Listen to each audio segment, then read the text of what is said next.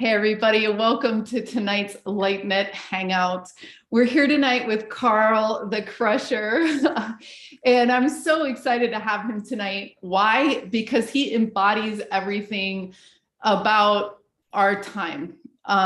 He's gotten so interested in the mysteries of life and the phenomenons and electromagnetic fields and getting out from behind his TV and taking his truck out and measuring stuff and asking questions and sharing those stories on YouTube. So he's such an incredible embodiment of what it means to be curious, to follow your curiosity, and to really put together. We don't really know what's going on with all this stuff, but if we're going to figure out, it's going to be with people like Carl, who are just out there in the field testing things, talking to people, and so I'm really excited to have you, Carl. Welcome. Thank you so much. It's awesome to be here and to join everybody in the chat and talk about it. It's cool to be in the same vibe and energy, and feels safe to discuss it with like-minded people.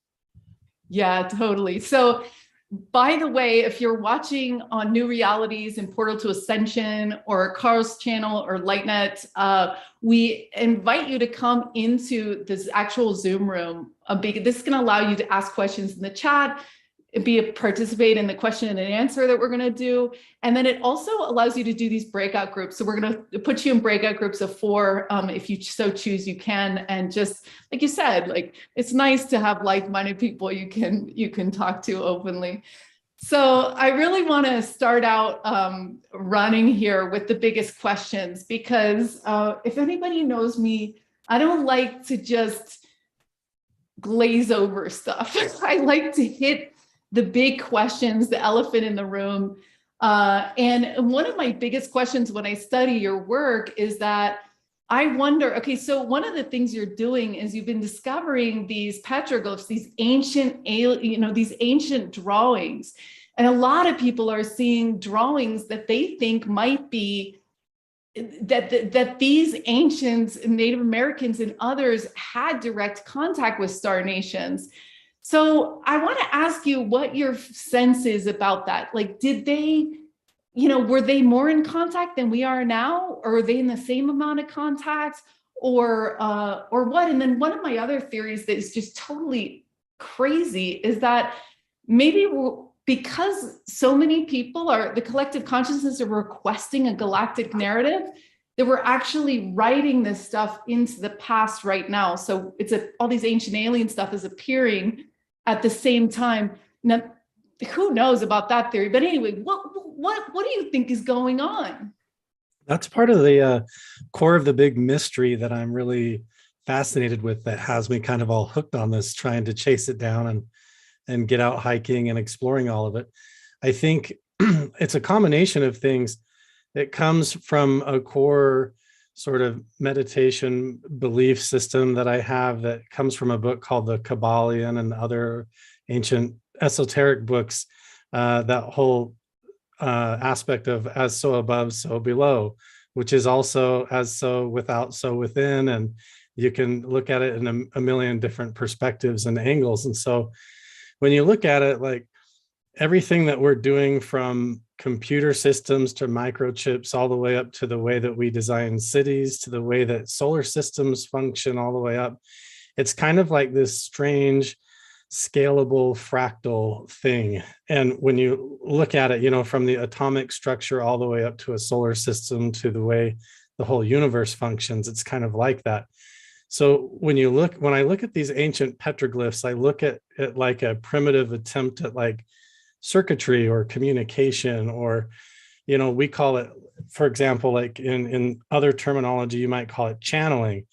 Well, when you think about that word channeling, if you're trying to channel voices or communication from another dimension or another realm or from somewhere else, think of it like changing the channel on a radio or on the television to pick up a different signal.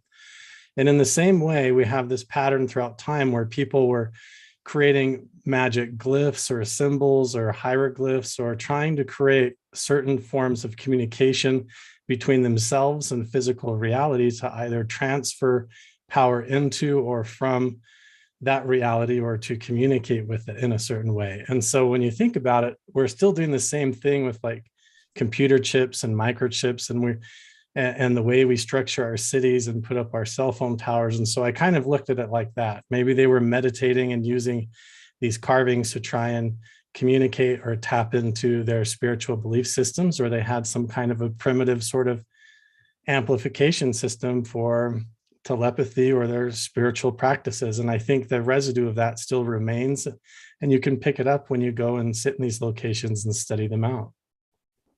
Oh, wow. So we got to unpack that, because you dropped a lot of stuff that I'm like, wait a minute, I'm gonna wait.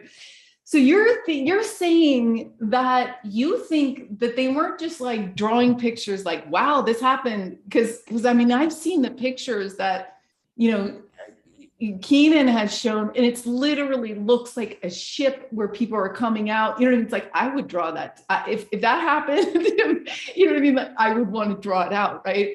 But you're saying you're also calling in that we're basically creating our reality, and we can use symbols in order to do that.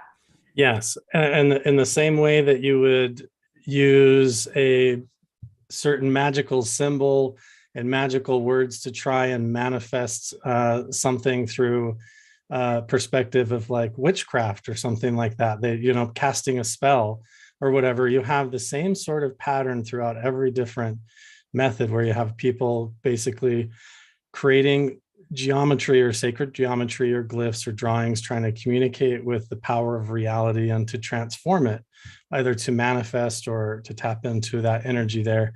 And in a way that I think that the primitive people were doing that, and whether it just taps into your own subconscious awakening in the way that like seeing those symbols evokes something within yourself, and then that in turn can create a sense of manifestation.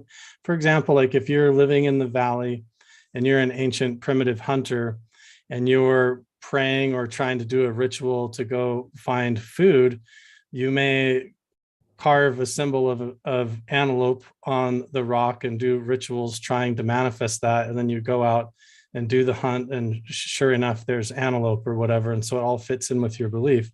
But it gets really strange when you realize that these petroglyphs very rarely depict normal daily life. They're always supernatural depictions of entities and what look like portals and all kinds of different stuff. And so that made me think that maybe the symbols themselves aren't really depictions of normal daily life, but trying to just tap into the natural energy of the earth or reality itself. And so I started trying to test it through meditation, different meditation methods, and then taking equipment up like tri-field meters and different ghost hunting equipment and all kinds of stuff to see if I could actually prove it. And sure enough, there's kind of patterns to it that are very interesting that I'm still trying to figure out. Wow. So I always think, so what you're talking about is saying that if you want to manifest something in your reality, like love or money or an opportunity or a deer, an antelope, right, to eat something, that, ancient practices has taken a symbol of that, and you use that to focus your meditation or whatever. I always thought that was like hocus pocus, meaning that's my term for make yourself, if you need some ritual to change your belief that an antelope is going to walk across the plain, then do all the hocus pocus, do all the ritual things so that you can really believe whatever. But then I'm starting to wonder, because all of the things, we're collectively creating a language with God, in a sense, to define what has meaning for us as a group. And so we were doing the rice experiment, Emoto's rice experiment, and we were yelling, I hate you and I love you, and one would rot and one would not. But then we also started doing it where we just label it. We just said hate, love. And someone was saying that before, you can do that with the seed, just write hate, love on it, and the seed, water them the same, do the same, and one grows and one doesn't. So maybe you're right, but are you saying that you use the symbols to call in craft yourself? Yeah, it's like sort of like hacking the matrix in a way, sort of like reaching out to the subcode, because really what you're doing is you're kind of like looking in the mirror and tricking your own subconscious to rewrite the coding of the matrix. And if you can sort of do that as a collective or as a community or as a village of people together, then you kind of sort of shape reality into a new level, you know what I mean, or raise it to another dimension. So the idea is the ancient people were naturally doing that in the same way that animals would migrate or in a herd, or homing pigeon knows the way home. The ancient people that weren't all overwhelmed with modern society and things were just tapped into the energy of Mother Nature and into that sensation of their own intuition and their subconscious and following it in the same way. And that's evident in the early depictions of their artwork and their interactions with it. And I think that's coming full circle in the fact that we see that in our modern research into this and experimentation into this and spiritual work with this, where people are learning that through meditation and manifestation and all of that, through the collective, our own consciousness is interacting and sort of procedurally generating our own reality as we go, in a way. And we might have a lot of different terminology for that, but that's sort of what's going on. And we need to face it, that reality as we know it is a lot stranger than we think. It's more like an interactive lucid dream or a virtual reality that we all share. And we have a lot of different names for it. But I think ancient people were tapped into that a little bit more naturally just because they were in tune with their environment. And we've lost touch with that, and it's starting to come back, I think. I think trying to figure Wow, out what I'm so excited about this interview. Talk about addressing the elephant in the room. Oh my word. Okay, so this is really exciting, Carl. I'm so glad we're going to have this discussion today. And, you know, that's the thing. If we're going to co-hallucinate, create, and live in this world together, this is why we have got to be so healed and so careful, because we're walking around with magic wand, you know what I mean, of what we're creating. And that's why I'm very resistant toward, you know, paranoid, negative narratives, because like we really create that if that's what we want. And someone once told me, they're like a healer, they were like, yeah, you know, we'd love to take credit for all the cool things we manifest. You know, it's like, oh, I made that happen. And then we want to walk away from all the stuff that we did that was not good. You know, it's like, yeah, oh, well, yeah. It's like, well, you manifested that too. Like, yeah. Oh, no. We want to judge it all. Yeah. We want to name it and label it and judge it all. Yeah. No, not right now. Yeah. So wow, that's really cool. So I want to take a little break before we dive into, again, I want to talk about how you think we should bring in this new galactic narrative. And I want to also ask you, how do you think the ancients, like what experiences did they have? You know, were they having next level stuff more than we are now? So that's great. But hold on one second. You want to take our break first, right? We're going to pause and expand literally. So I just wanted to introduce Jennifer from Pause and Expand. She's going to be joining us in 2 weeks for her workshop. And I would just want to, before I do that, I just want to tell you a little bit about how things work here. So the first thing I want to say is that I do believe that Carl is right, that we create, we like, if you get, it's one thing to sit there alone in the cave and manifest something. And it's a whole nother thing to manifest things together. And we've realized that with spoon bending. And we've also realized it with CE5. So looking for ETs in the sky. I'm going to share, if you're not in the chat, I mean, if you're not in the Zoom room, please do that. Come in by going to lightnet.org Hangout. It's going to give you the Zoom information right there and then. And I'm also going to share right now this link into the chat where you guys can find other groups that are once a month at the new moon. We do this map for people where so this is the people that are getting together to do a CE5 to look for light ships, and you can go in and it tells you how to get in touch with that person to do it, right? And I'm also going to share, we'll put these in the show notes if you're just watching, but you just fill out a form every month and you say it's part of ET Let's Talk, and you say I'm going to do that. Like I said, we do these spoon bending parties. It's the same principle. You get a bunch of people together and people are bending spoons with their minds. They're bending spoons together. We're getting absolutely crazy results. Jen, who's here with us now, also did that.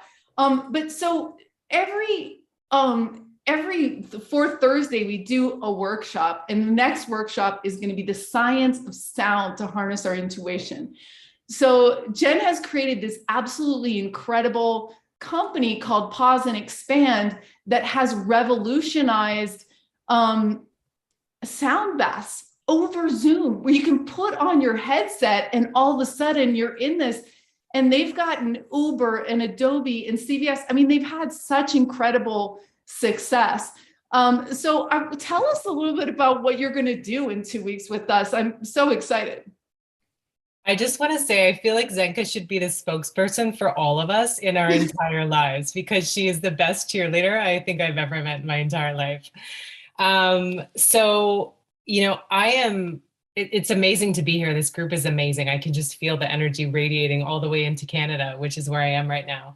And I'm really passionate about sound healing, and this idea that everything is energy, and this idea that sound is truly the medicine of our future is something that I firmly believe in. And when you have the capacity to drop your brainwaves down to the delta or theta state, which is where we drop you into when you experience a sound bath, you have this incredible ability to harness your intuition. And all of us know that, well, we should know, and we try to remember every day, that all of the answers that we need are inside of us.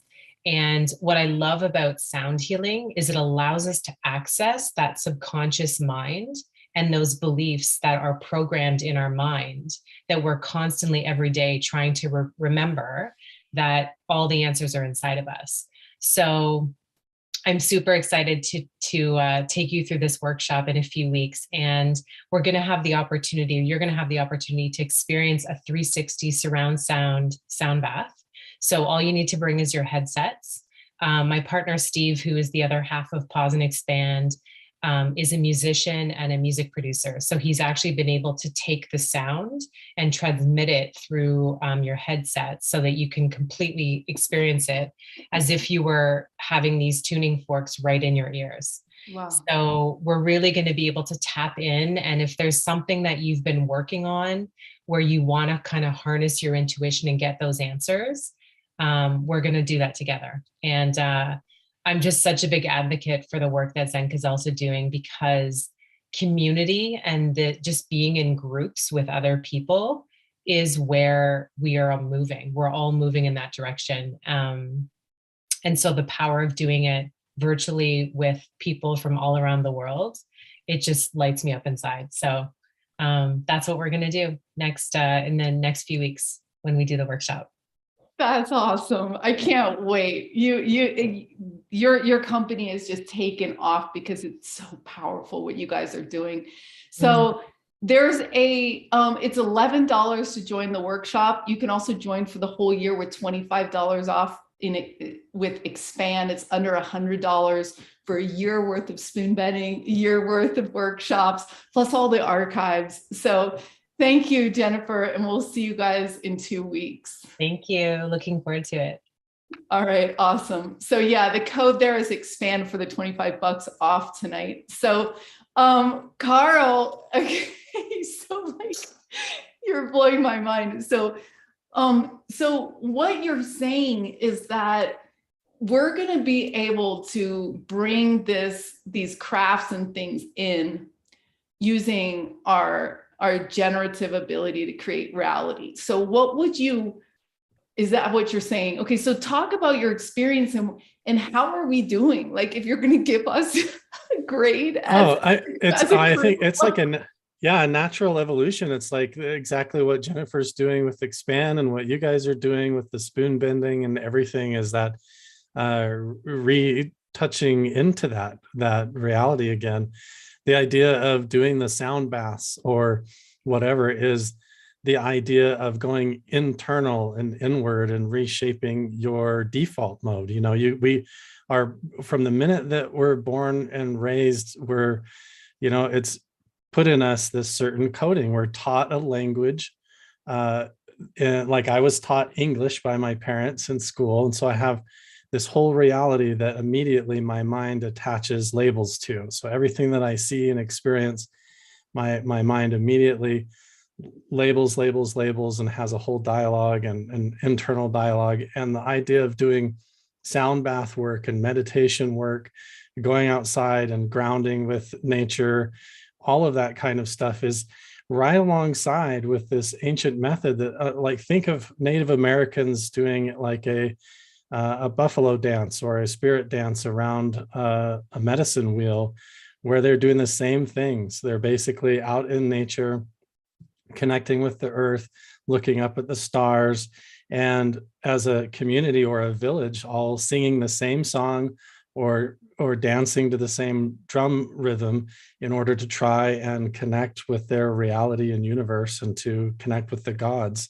And who knows if in ancient times back then, if they were, if the earth was in a different position or something like that, or reality was different because we didn't have all these distractions, and so things were amplified more, I don't know, and so they were in contact more directly.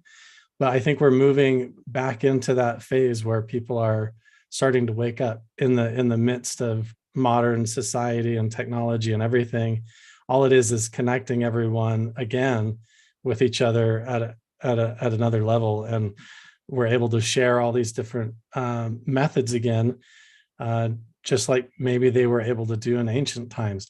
Like when you look at Egypt and the pyramids of Egypt and the obelisks, or even Teotihuacan in South America and stuff, when you zoom out from overhead, they all look like computer chips in a weird way when you think about it.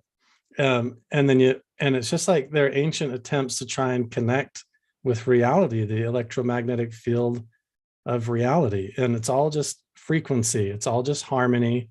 And in the end, what's beautiful about it is we're talking that reality is just like music. It's song and dance, and it's meant to be enjoyed, right? And we forget that sometimes. We get scared by it. But yeah, I can go on and on. I'm really into it all. This is so fascinating. So I have a lot of questions, but you're mentioning the circuitry a bunch of times. We've had Risberg talk about the simulation theory. I'm pretty much sure that's probably what's happening. I mean, I can't explain it any other way. Or what are your thoughts about that? I just think that we naturally live in like a reality that we call, you know, we use physics, but it operates a lot on electromagnetics and magnetics. And what we call things like gravity really is a lot of electromagnetics and dielectric fields and attraction and repulsion and things like that. And we have a lot of terms and scientific dialogue wrapped around it. But in the end, what they're trying to do at CERN with the Hadron Collider right now, trying to look beyond the smallest particles that we know of and everything, what you get to at the end and what you can't escape is the fact that all of these particles and all of physical reality has to be witnessed by consciousness in order to be perceived. It has to go through the rods and cones and through the membranes of your body, and then ultimately is perceived by a witness of awareness and consciousness. And at the end, that's the bottom line, is the human soul and human consciousness. And everything else outside of that we perceive as physical reality is just a user interface that really is coming from that relationship from the subconscious and whatever's going on the outside that we perceive as physical reality. But what I'm saying is that we get locked in and convinced that it's all very physical and real, and we've lost touch with our connection with that and how connected we actually are with it. And now you guys are kind of playing with that in a fun way with the spoon bending. And I think we play with it in our own way when we go out, and we, even in our industry, we go out and do mining, and we turn different rocks and stones and minerals into different things, and we mix it around. And it's all kind of the same deal. We're playing with our reality and our environment, trying to shape it. And we don't realize that we can do that with the energy and the power of our own mind and consciousness and perceptions if we get on the same page. Yeah, so we're here with Carl the Crusher. You can find out all of his links on his link tree. I'm also going to share that in the chat. So do you think that there's some sort of a probability? Okay, so this is my question. So you go into a sound bath, and I do like sync tuition. I get my left and right brain synced, and I feel that helps me. Like, okay, my question is like, so you do a lot of inner work on yourself. You get rid of all your, shadow work. It's a constant process, but you do that. Are you given more ability to create in this domain, this world, or is it based on probability? Like the probability of light ships showing up now is getting bigger because everyone's seeing them, or is it you're only limited by your mind? So if your mind is saying, well, I'm not sure the light ships are going to really land right now yet. I mean, so which of the three? Is it that you get more manifestation, or maybe there's another answer? It's so hard to know. It's so tricky too, because it seems counterintuitive a lot of times, like playful or counterintuitive or tricksterish in a way, almost like there's a defense mechanisms or a safety net built into it, if that makes sense. And so there is kind of cheats around it or glimpses into how you can interact with reality and with the phenomena, is what we call it, the phenomena. But in the end, it's almost like there's sort of like a default safety net to it all, to where you can play with it a little bit, but it always clicks back into place or is able to hide itself or change form. But in a weird way, I like to, and this can be misleading, but when you compare it to like when you're dreaming at night, it's kind of counterintuitive in the same way. And I think that's also a glimpse. Like you don't really realize when you're asleep and dreaming that if you're in a house and you see that there's a doorway with the stairs over there, that entire environment is really made of your own psyche. It's your own subconscious projected outside yourself into a realm, into a room with a doorway and a staircase. And even if you think on the surface of your consciousness in your Oh wait, fourth thought, we just lost your sound for a second. Oh, okay. Real quick. Yeah, while he's fixing Can that, you get me? we still can't hear you. So, I'm glad that you mentioned dreams, because I was told recently, if you want to meet a real ET, like in the physical, they want to work with you. They want to know you can handle it in your dreams first. Yeah. And, can anybody else hear me? Now we can hear you. Okay. So keep talking about that. So you were saying that, yeah, like when you dream, that's your own little hologram and there could be interaction. So yeah, anyway. So that's like a dream is like a non-physical realm or environment that's like a projection of your own subconscious outside yourself into like an interactive environment, where there's items in there. There's a room or a doorway or whatever. And you just make a lot of assumptions about the reality of it. But what's funny is it doesn't occur to you that even if your intention, this is where it gets counterintuitive and paradoxical with like manifestation, where I think a lot of people get it wrong, is like if you're in a dream and you start thinking, I really hope that a monster doesn't come up the stairs and chase me, almost before you can even finish the thought, like it knows, like the dream knows, right? And suddenly you're like already running away and you're like in it, because at the speed of thought, almost before your cognitive thinking and language can kind of process it, the dream has already manifested. And so imagine trying to shape that at a global scale with like billions of souls and billions of people all collectively, there's going to be sort of a default that is just slowly evolving and changing as everybody kind of awakens over time and starts to learn these things.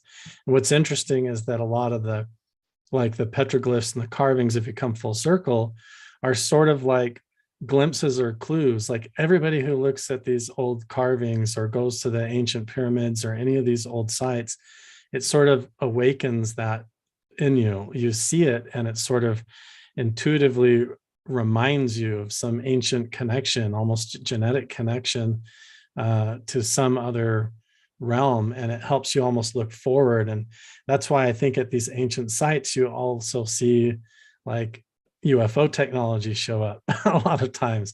It's almost like these places where ancient people dwelt, the collective resonance was strong. You know, there was a lot of people for thousands of years in this particular valley, and then suddenly fast forward, and now I'm just sitting there alone and I'm meditating and trying to tap into that. And you can have powerful experiences and stuff. And so, I don't know, I think it kind of even transcends our concept of time and reality and all of that. Like, then you're talking about the Akashic records and what that means and everything. It's kind of fascinating. Yeah, so you bring up interesting points that, like, yeah, so you're saying that if and I've heard that about churches too. They're like, yeah, so many people have prayed in this one spot, and they also put all the major big churches from, you know, in Europe and stuff on ley lines, on energy lines. They're not just randomly placed, you know, cathedrals, you know what I mean? They've already have huge electromagnetics. So, but what you're saying though is that you are sensing a warp in the electromagnetic fields in these highly, you know, these ancient people were there. And then you're also saying that it's triggering memories in your Akashic records, because you're saying that you were probably one of those people. So before you answer, this is almost our last chance for everybody watching online to get into the Hangouts. You're going to get into the Zoom, lightnet.org/hangout. It's going to give you the Zoom so you can do the breakout groups and talk and mix and mingle with 4 other people tonight to really talk about all these topics. So you can expand more about that and how how it kind of activates you. They use that word activate. I'm like, what does that mean? And then I guess I want to know. It's kind of the theory of like ley lines, for example, that the earth and the universe naturally has amplified energetic lines or nodes or places that are occurring, and that people or maybe animals, wildlife, or whatever that were tapped into that energy would naturally gather at those locations. And then that sort of resonant interaction with the environment sort of imprints the environment.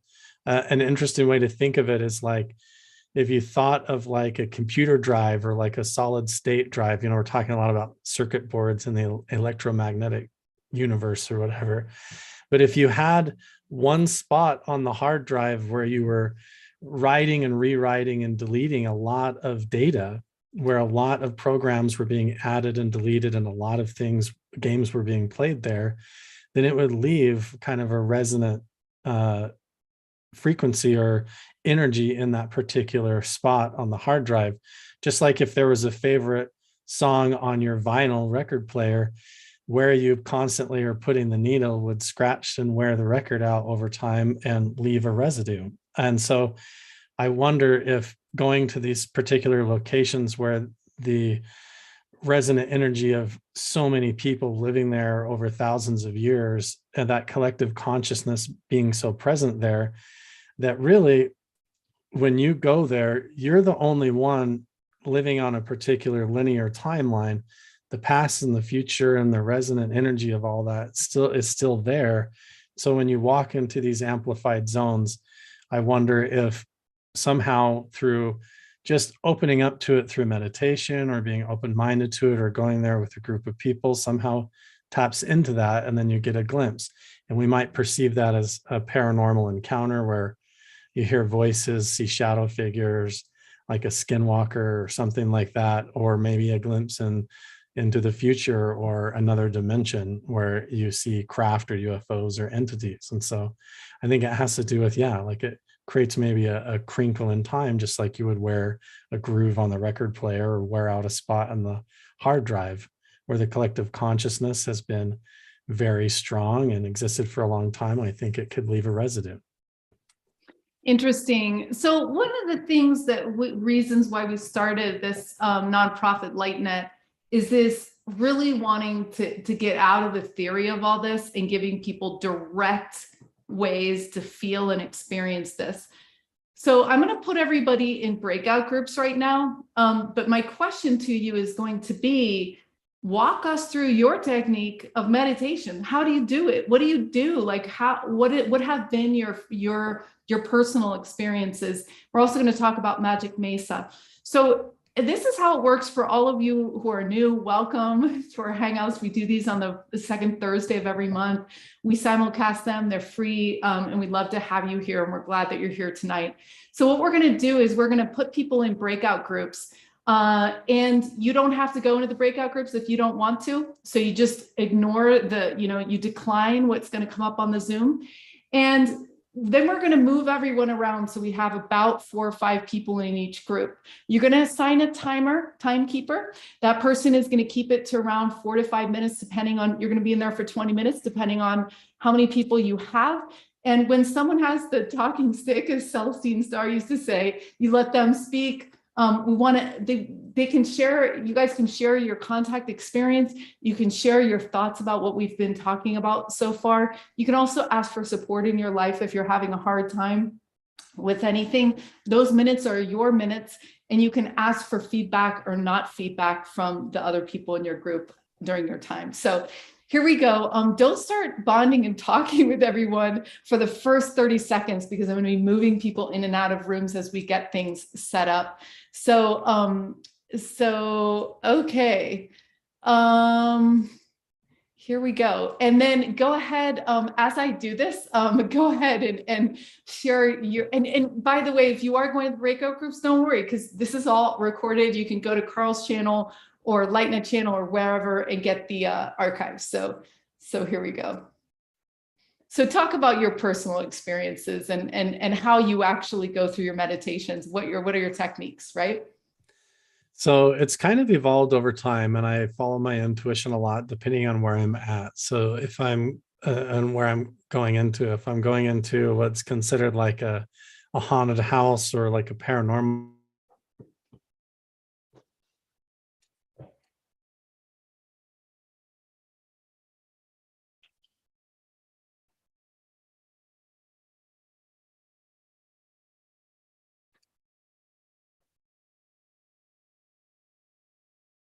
second. Are you there? Yeah, I'm here. I think it pulled me into a room. Yeah, I pulled you back. That's okay. Got me. Okay. Yeah. So basically what I'll do is I try to go to, well, I'll prepare myself at home first, so I make sure that I'm like ready to go. I'm not living with any kind of like personal turmoil going on in my life or anything like that. So I'll make sure that I'm feeling nice and clear in my consciousness and like my intentions are well. Because I feel like if I'm going to go into a place where there's an amplified response to those subconscious intentions and fears or problems, then I don't want to go into an amplified place if I'm experiencing a lot of depression or negativity, if I'm not feeling good about what I'm doing and what's going on or why I'm there or whatever. So I prepare myself that way, first of all, and make sure everything feels right. I feel good. And I kind of feel like I really want to go to this particular spot. I'm feeling really curious, almost like passionate about it or inspired to go there. And then when I get there, I continue to follow my intuition, almost like I'm listening to my inner compass a little bit about where to go. And I'll go find like the known petroglyphs or ancient dwelling sites that are there in the area. And then I try to follow my intuition beyond that. And a lot of times that leads to me sitting down in a particular spot, overlooking a view, and then I'll start to meditate. And then from there, it depends on how much like preparation I've done leading up to it. A lot of times I'll just start meditating, and that starts with like trying to just visualize the past or visualize like what was going on here. And I don't try to overlay any kind of assumptions. I almost go into a mindset like you would if you're doing remote viewing. If anybody's familiar with remote viewing, there's an opening of your aperture that has to occur. And if you have assumptions that are jumping in there, they call that analytical overlay, to where like a flash might come into your mind, like an image of like a waterfall or something like that. And in your mind, you think, oh, there must be a waterfall somewhere nearby. And so you jump to all these conclusions that might not necessarily be true. So you have to just stay open-minded and clear to kind of like non-physical impressions or little visualizations or epiphanies that come to mind and stuff while I'm sitting there. And a lot of times that leads to me sort of in a flow state where I'm hiking around or walking along, and then I'll make a discovery where I'll find like a whole nother set of petroglyphs I didn't know, or something interesting, or arrowheads or ancient pottery, different stuff. And so I follow that along. And sometimes I'll sit in a spot and get meditating. And next thing I know, the sun's gone down. There's been like 4 hours of missing time. I'm freezing. I didn't even realize, or I'm like sweating to death and didn't realize. And I'll have like a whole kind of a visionary experience that's very Native American themed or something. And then I come home and try to piece it together and read books and study online to make sense of what just happened and what I saw. And then I go back and keep exploring it. And sometimes I'll get really sick. I'll go into a slot canyon and do the same thing. And by the time I've hiked back to my truck, I'm like throwing up and nauseous and very dizzy. And I have to do a bunch of cleansing work to try and get myself back on track. Sometimes it takes like 2-3 days, but it's just going with experience. I'll do everything from like play audio music and Native American stuff out over a speaker. I don't want to try and do it myself because I wasn't raised in the culture to be able to try and mimic it or copy it. So I'll play music or sound through a speaker to try and connect with the environment. I'll take sound bowls and do my own like Buddhist meditation sound bath in the area, a lot of different stuff. So it just kind of depends. And then I'll also bring out, scientific equipment. If things start to occur, then I try to capture it on night vision with a tri-field meter, a REM pod, or with other type of gear. I even have a radiation detector. So then I try to narrow down and see if I can actually pinpoint it on a physical, repeatable something that I could show like a doctor or a skeptic or something like that, that I could actually capture data off of and try to match it to. And that's where it gets really interesting, is when you actually start to capture things. Can you talk a little bit about the tools that you're using? So tell people that are from scratch, like the middle one I didn't recognize what you were saying. So tell them about that. We're going to also talk about dimensions after that, but talk about what you think you're getting and what you're measuring, and maybe mention some of the names of the gear too, because we'd like to know. Yeah, it's kind of this theory that like we can only perceive a narrow bandwidth of what reality actually is. We only see so many colors of the rainbow. We can only hear so far into the audible spectrum, but really all of reality, from the visual to audio, even to the physical senses, are all a frequency or a bandwidth. And so we try to use equipment in order to see beyond or hear beyond or sense beyond our physical limitations, try to peer into the blind spots or listen into the shadows or whatever. And so the equipment that I have is everything from night vision equipment, like full spectrum night vision cameras that will film and record, to audio recorders and equipment.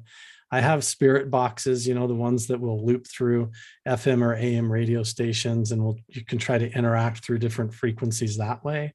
The REM pod is basically a temperature anomaly sensing device. You lift the antenna up, and if a sudden shift in temperature or something approaches it from one direction or other, it will light up and make a noise. So you can actually ask questions and interact with things sometimes, like touch that antenna 3 times for no and once for yes or whatever. And you can sometimes ask questions and get interactions. I have a tri-field meter, and that's like a sensor that detects electromagnetic fields and radio frequencies and magnetic fields. It's kind of finicky.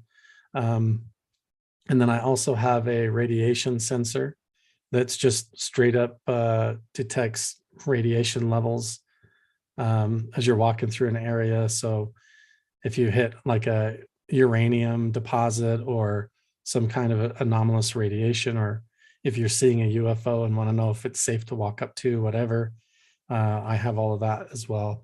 And then, I have friends that have expanded equipment too, everything from dowsing rods all the way up to ground penetrating radar and drones and thermal gear, all kinds of stuff. So yeah, everything from military grade equipment all the way down to just pseudoscience, paranormal, ghost hunting equipment, and you name it. I even have goggles that are those dicyanin goggles that they make where you're supposed to put them on and it makes you see a certain filtered light spectrum to where you can see shadow figures and stuff.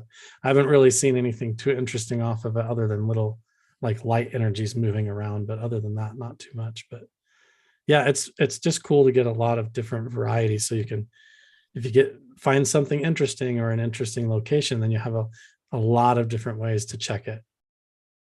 Yeah, can you talk about your research with James and Chris and also talk about, I guess I just want to follow up on the tri-field meter because we've been working with these two, and it's like, are you noticing it's electromagnetic or radio frequency, or what do you think that is? And so, yeah, talk a little bit about what you guys are working on. And yeah, that's what I'm still trying to figure out is exactly what it is, because sometimes it's like a pulsing RF signal that I'm getting off of certain glyphs, and other times it's like a magnetic one, but then I can't get metal detectors or anything else to pick up on it. So it's still kind of anomalous. I'm really not sure exactly what it is.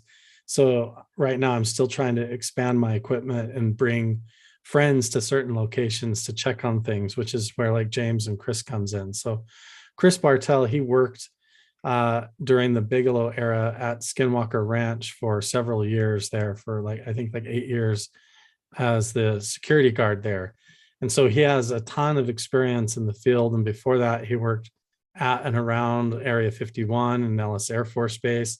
His resume of experience with the paranormal, secret government technology and programs, all this kind of stuff, and even Native American things at like the highest level, he's been really involved in. So he's kind of like, he makes me feel really safe. He's a big, tough dude. So when we get walking around, he has all that military experience and everything.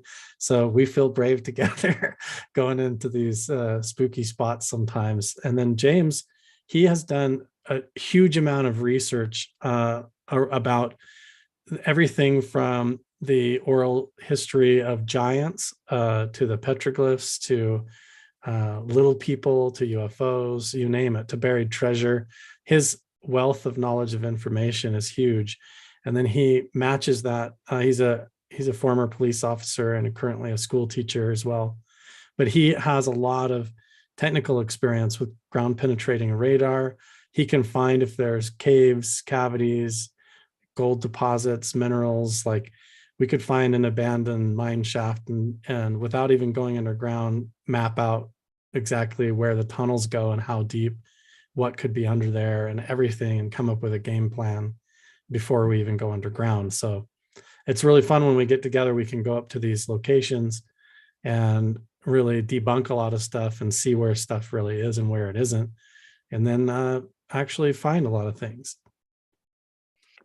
yeah, so it looks like James is actually on the call. I don't know, James, if you want to step in and talk about a little bit about what you three are up to and what you guys are researching. But we're really grateful because that's the thing. Just like you were talking about, Carl. It's like, so now we've got all this cheap technology that you and I can buy on Amazon that's measuring something that our body might not pick up on. Our body is still the highest measurement device that we have so far. You got hands-on healing, you've got channeling, you got all this other stuff. But for the skeptics, and then just for me, I just like to, I don't know, it's just fun. James has given, he's told me a lot of different stuff to get with this EMF reader, and, I'm always texting him like, what's going on? This is like spiky, it's just like, it's fun. It's fun. And we're in that age right now. It's the age of Aquarius, meaning like all of the airwaves, everything that we can't see is going to be understood more. Right. So I want to ask you, what is your sense of what's going on with dimensions? Like, what is that? How does that work exactly? Again, I think it's like we're talking about frequencies again. When we think of dimensions, it's kind of like, if you're standing at a big crystal and from one perspective, you're going to see the prism from one way. And if you stand over here, you're going to see it a different way. And I think our current reality, our default reality that we're in is of a certain harmony, a certain frequency. There is a particular song that is playing, but you can sort of hijack off of the default antenna, whatever, we're on a particular planet that's locked in to a certain frequency, and there's a certain song or movie playing right now, our reality, our three-dimensional reality. But when you open up your aperture, when you go into maybe altered states of consciousness, or you go into these other locations that sometimes evoke altered states of consciousness, you walk up and you see the petroglyphs, and it turns your brain off. It like puts you in a state of wonderment and awe for a moment and evokes these types of spiritual experiences. And so I think that's sort of what's happening as we escape that normal signal that we're normally trapped in. Most people never do. You wake up in the morning, and right from the get-go, your mind starts thinking, oh, I don't want to go to work, and da-da-da. And there's this whole conversation that kicks in, and you're already on your radio station, your signal of reality. And that's all you know. And a lot of people never get off that signal ever. They never explore any other dimensions. They never try to listen or see into any other frequency. And so it's all about kind of opening your mind to that. And there's different systems and programs in order to do that. You can approach it through ancient methodologies. They would use sound and music and chanting or incense and things to try and evoke those altered states of consciousness. Other people would use, psychedelics or herbal medicines in order to like hijack and do that too. There's all sorts of different ways to do it. And so I think that's kind of ultimately what we're talking about, is we're realizing what our relationship is with reality itself and how we actually are interacting with it on the fly and don't realize it. Did I answer your question? I feel like I... Yeah. And I would just follow up by saying, like, do you think, so we were talking about the elephant in the room, which is that consciousness is more fundamental than matter. And that's what, we have an amazing interview with Dean Radin, who's did 5,000, collected the 5,000 studies. It's like, hey, wait a minute, this is not what we thought it was. But then my question is to you, is that if you and I right now are creating our reality, the good and the bad and the ugly, right? All the stuff we wanted and didn't want, and all the lessons, all the learning. Is there something above this base reality? So when we go and astral travel, is that also part of my mind? Or am I actually breaking into another reality, a different base reality? And they're saying, hey, Zenka, you made it out. How's it going? Or like same thing with the dream. Like when you have those rehash dreams, but so where is base reality? Is it all part of one thing, or are we communicating with something beyond us? I think it's layers of that. I think it's inseparably kind of both in a paradox, because the other dimensions can't be perceived without the mind or awareness, your awareness being there and going and being present. And so without your presence and the mind being there, it's kind of like that old haiku of like, if a tree falls in the woods and there's nobody there to hear it, does it make a sound?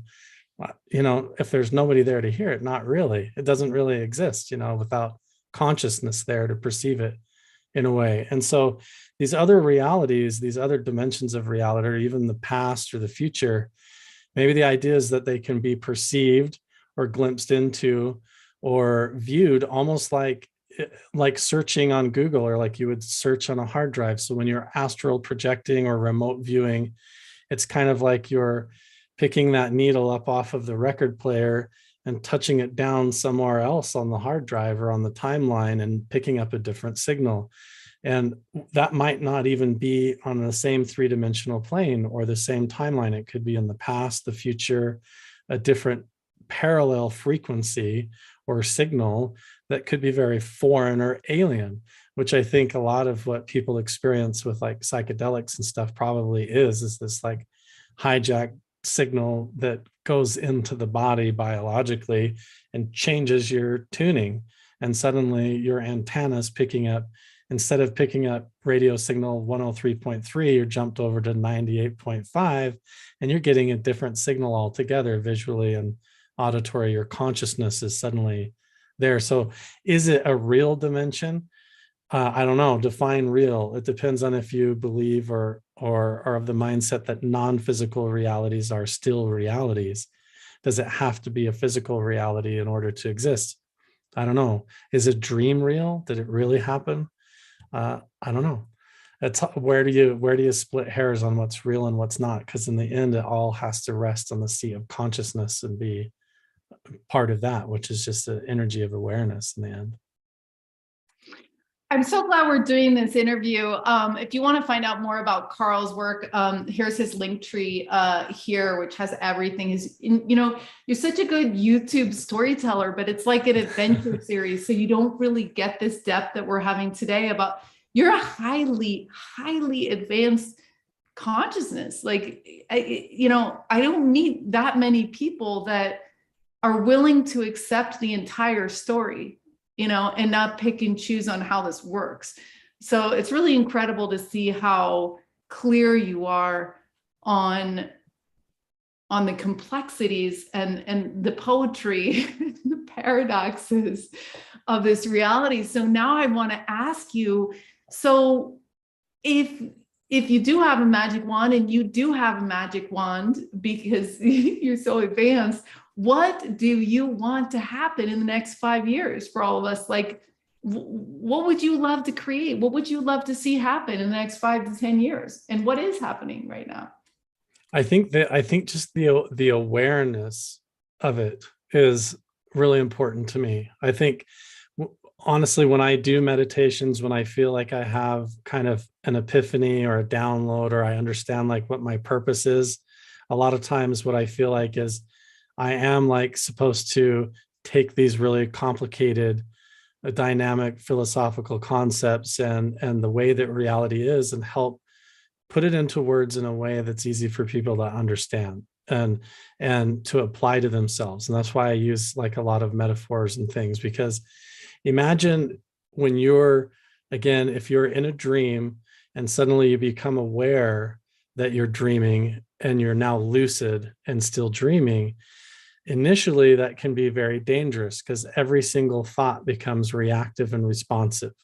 And so initially, over the next 5 years, my hope and dream would be that as everybody awakens to who they really are, their own actual interdimensional potential that they already have as human beings, that you don't have to stay in this default rut, codependent upon systems and societies and beliefs or whatever that keep you like a rat in the maze, that you can go within yourself and take control of your own reality from within. But initially, that's going to involve facing a lot of those shadows. It's going to involve looking in the mirror and being brutally honest with yourself. Because like we said, if you're going into an amplified realm or a zone that's going to pick up your subconscious fears and beliefs or tendencies and put them in front of you or amplify them and manifest them into reality, you better clean up your messes.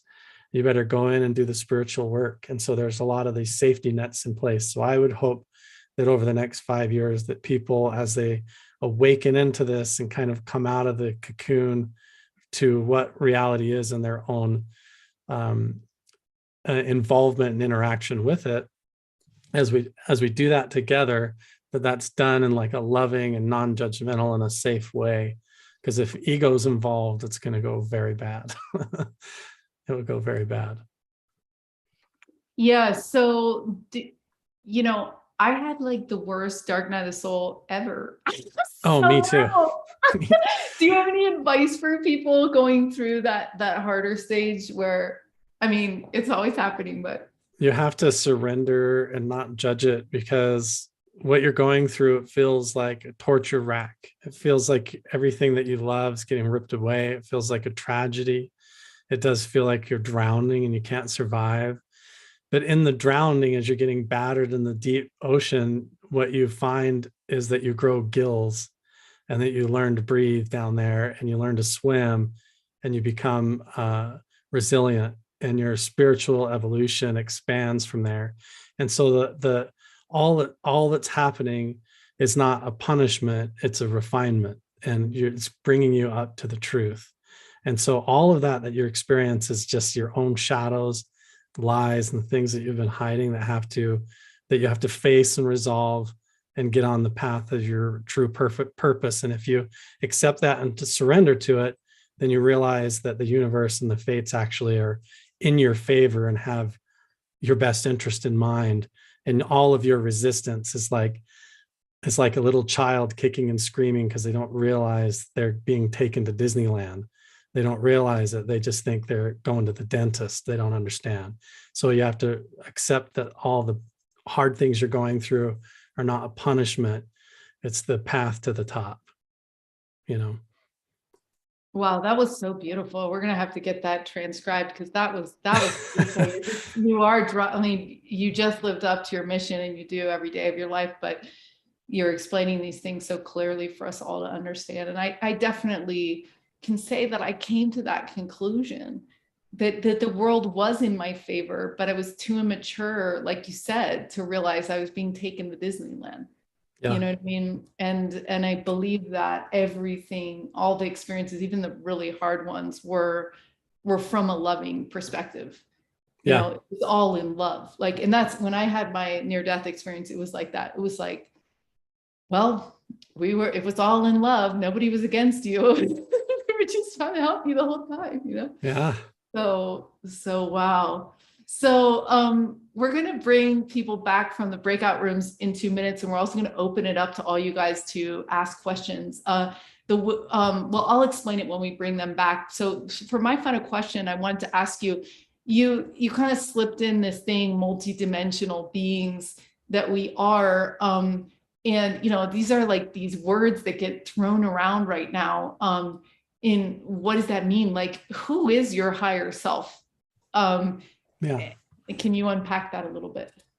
Yeah. So we can even play with that levels of awareness, just like you would with the meditation. Like we have right now, everybody can really hyper focus in just on the sound of my voice and nothing else. But if you wanted to, you could shift the dimension of your awareness over to the visual and just kind of like notice all of the color of blue in the room, nothing but the color and the shades of blue around you in the room, and really focus on that.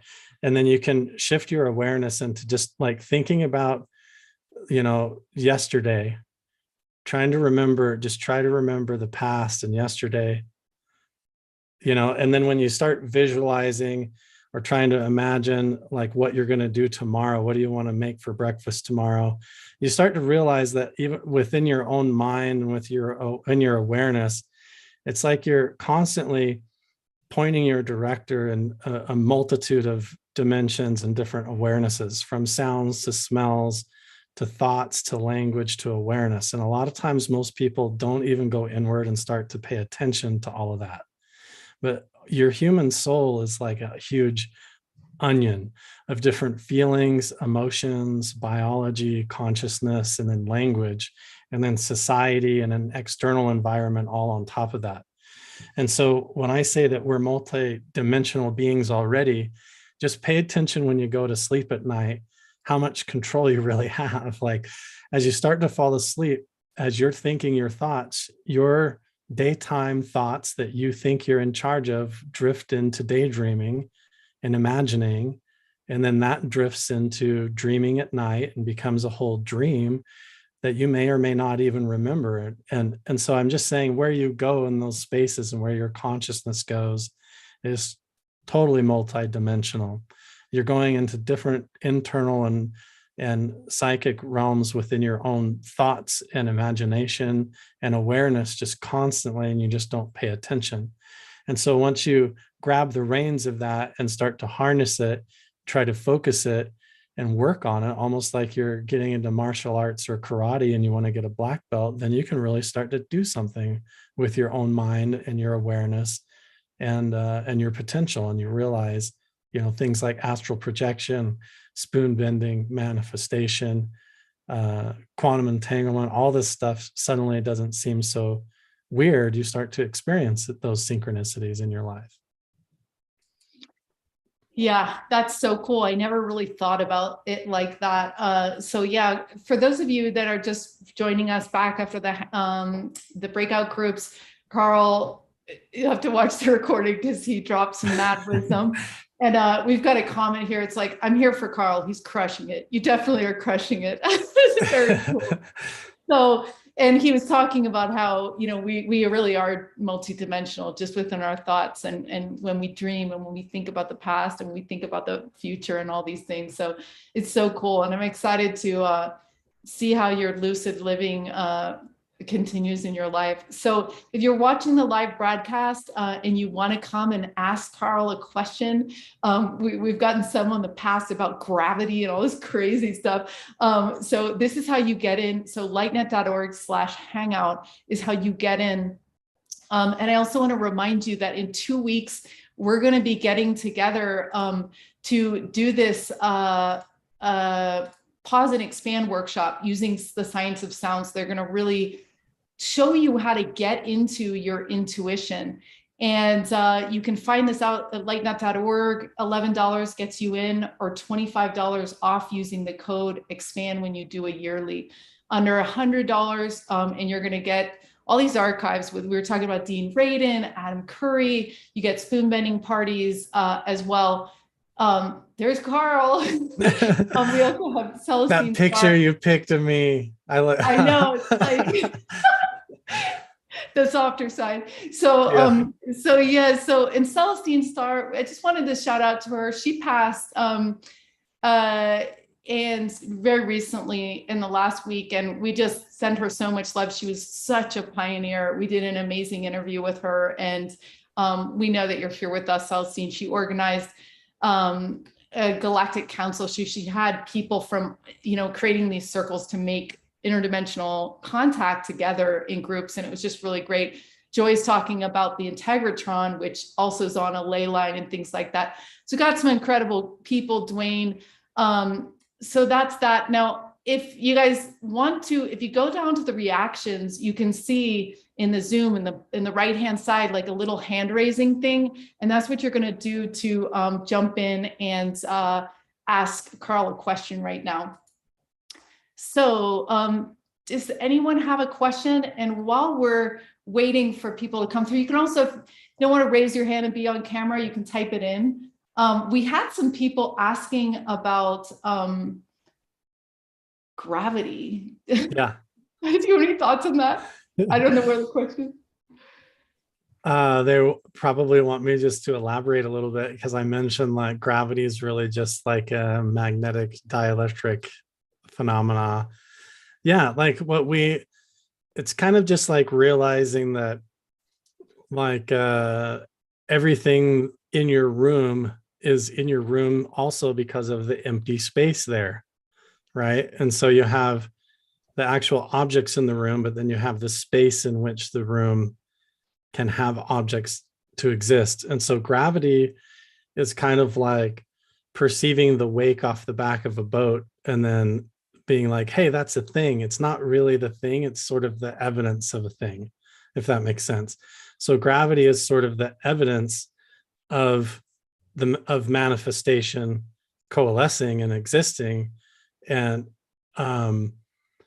gravity is just sort of that interaction it's like the wake in between manifestation and the emptiness and the space in which it's created. And so kind of holds everything together. I don't know. It's cool. But I don't know. I think it's different than the way current science teaches it altogether.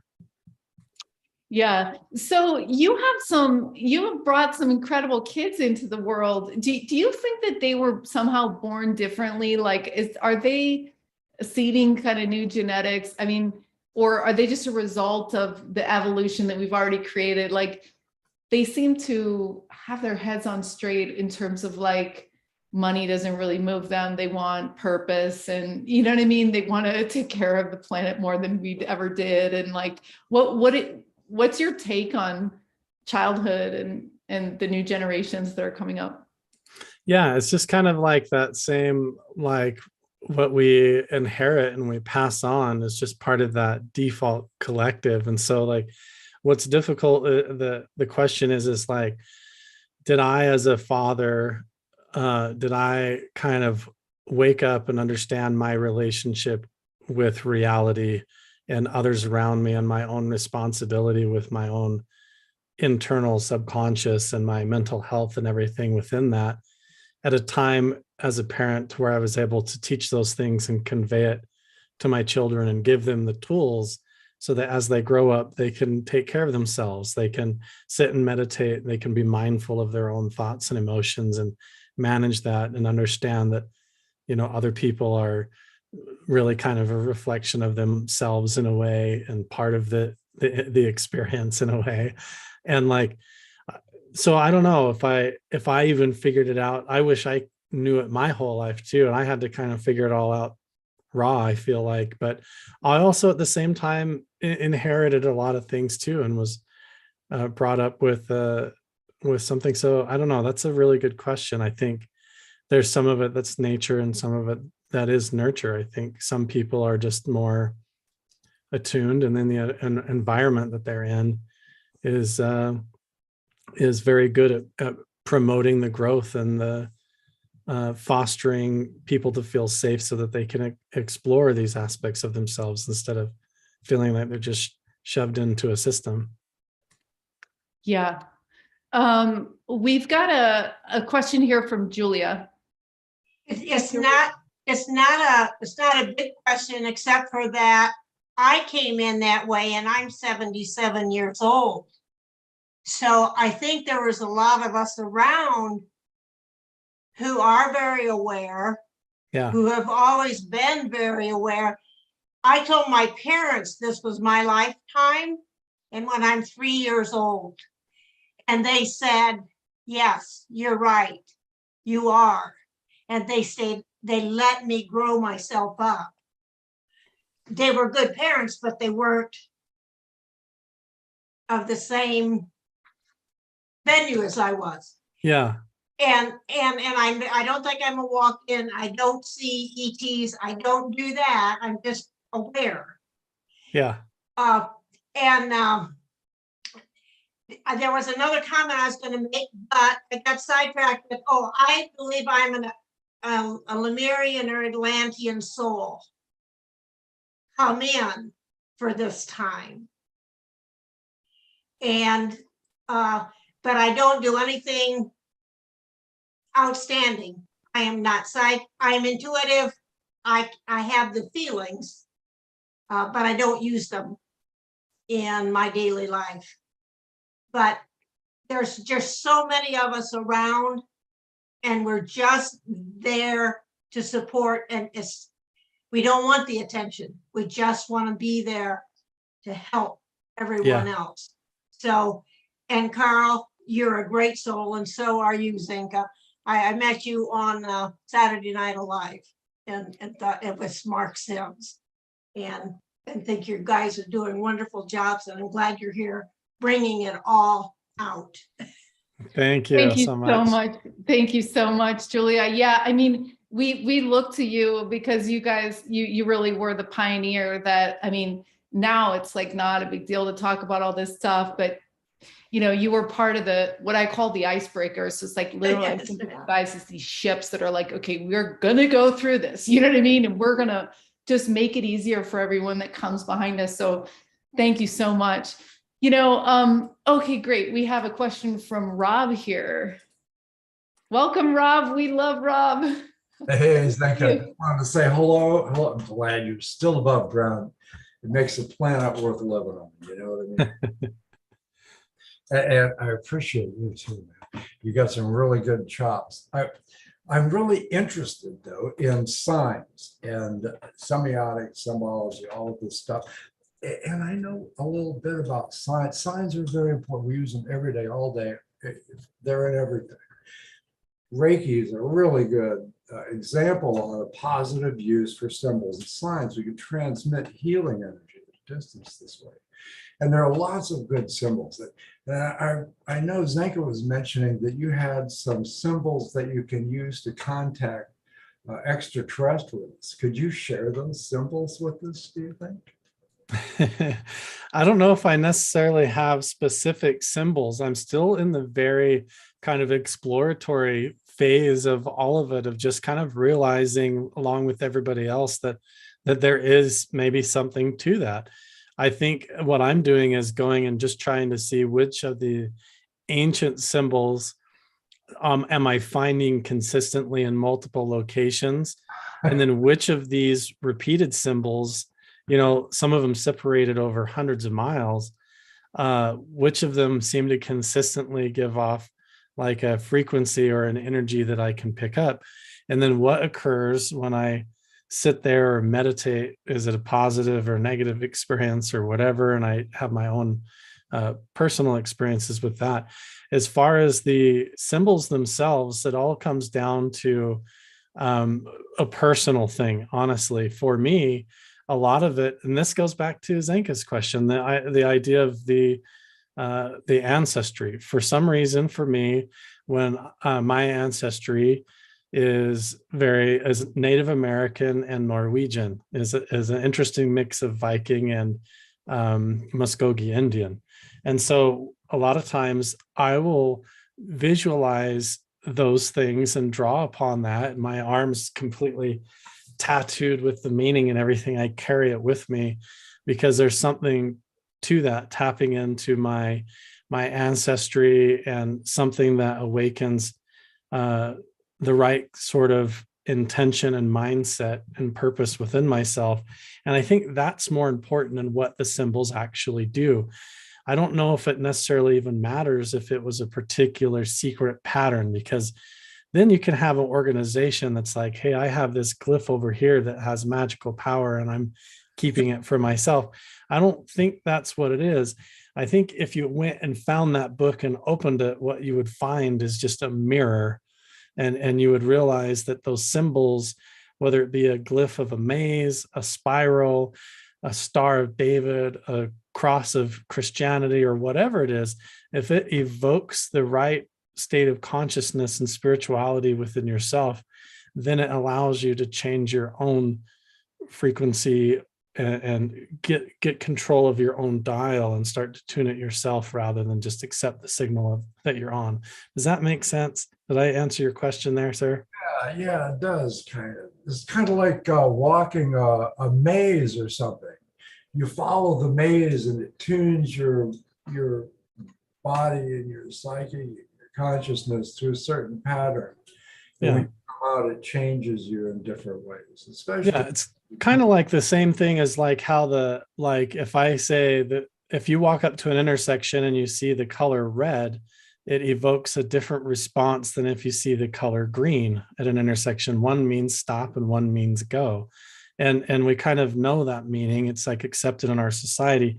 But I think there's subconscious things in our environment all around us that actually affect us and change us in that way. And when you start to pay attention to that or take control of it and harness it and experiment with it a little bit, you might realize your connection with reality is more in touch than you thought. It might even be as simple as just while you're meditating, have an art book and some crayons there and draw symbolically or kind of intuitively, like just impressionistically, what like your thoughts are, desire is, or what kind of answers that you're seeking. and then go outside and walk with that. And it's about what it does to you and what it does to your consciousness and how it points you. And that's where the contact really occurs, is through that method, whether it's an actual symbol, a glyph, or a sound or frequency that does it. I think that's at the edge of research that's going on, from everywhere to Skinwalker Ranch to what I'm doing. Is there an actual like 1.6 gigahertz frequency and a right sound and a mindset and method? We don't quite know the formula yet, but we know that there is definitely something to it. And the more people are aware of it and start to look into it unafraid, the more we'll learn and the more we can start to explore it and figure it out. So we've got 10 more minutes left and we have 2 more questions, and we'd like to give you a final word too. And the 2 questions we have left are really beautiful. So here's the first one. We at LightNet are, one of our first curiosity labs for this citizen science open database is making contact. And we're doing this huge experiment right now with 42 people have gone in, remote viewing, channeling, radios, and dreams. And we're all going to, do contact in 8 weeks. And they've got a question from Arizona that came in this beautiful. It says, do you think that everyone that wishes to have contact with ETs can, or is there a permission that's happening on the other side? Do they also have to agree? Like, hey, this person wants to make contact. Do they also agree? Or is it just that you wish and it happens? And if they do agree, what are the characteristics do you feel that they're looking for? Or what are they selecting for? Yeah, it's kind of a playful thing that, to me, the way that I explore it, again, if I compare it to a dream, if I want to communicate to a character that I see across the street when I'm dreaming, how do I make contact? If not through the dream externally by saying, hey, what's your name? But also I have to become lucid within myself and know that what's going on within the dream is very closely interconnected with my own subconscious. And so there's tricks to this that I've found that have helped me a lot. And this will be something that maybe will help everybody in your group too, hopefully, is that we're taught in society a lot of things, and this is might be disruptive to some people, but things like, for example, like hope. We're taught to hope for things, hope for a better future, hope for a better tomorrow. But really, when you sit and think about it, if you're meditating with a feeling of hoping, that's the same energy as lacking and not having and needing, which is also a negative energy that's kind of cloaked and counterfeit with hope. This idea of like, I really, really, really, really want this, which is kind of an ego, like I need, I want. And so you have to be careful if you're out there trying to make contact and you're thinking, I really, really, really, really want to see a UFO, or I want to make contact with another entity or being.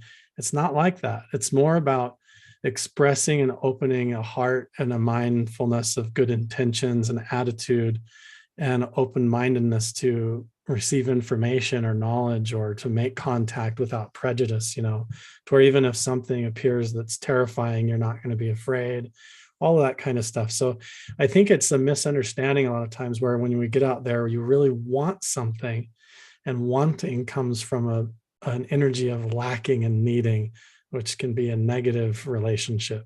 So go out there not expecting or needing anything, but just with like a gratitude and an openness, and you might have better results. It's different when you go out, like if you're going bird watching and you go out there really aggressively, like, hey, where's all the birds? I want to see birds. You're going to see them, but you're not going to get the results that you're looking for, as if you sit quietly and make contact in the way that they're accustomed to. Cool. Probably the last question we'll take is from Vesuvian, and she's asking, what are your thoughts about star language, light language symbols as being shared on by channelers, starseeds, and so on?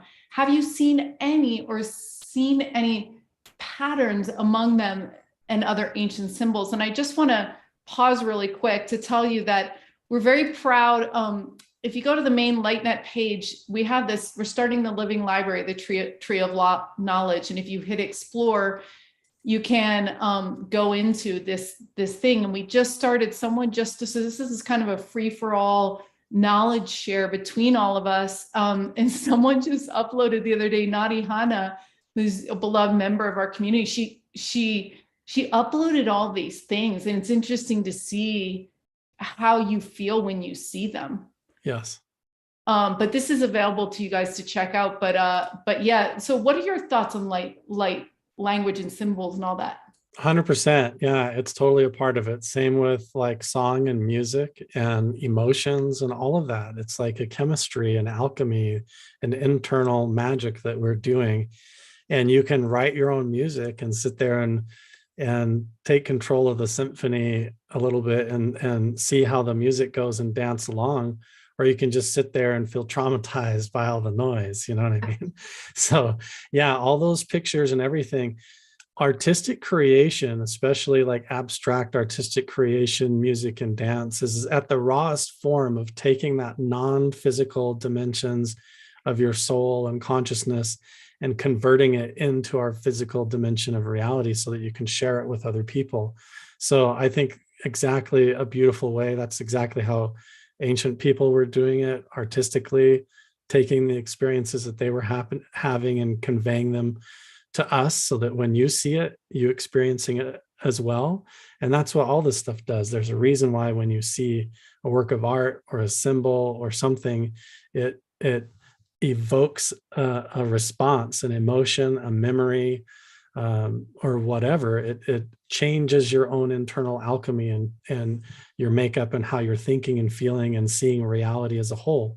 And so the more that we do that creatively and positively and share that, the better.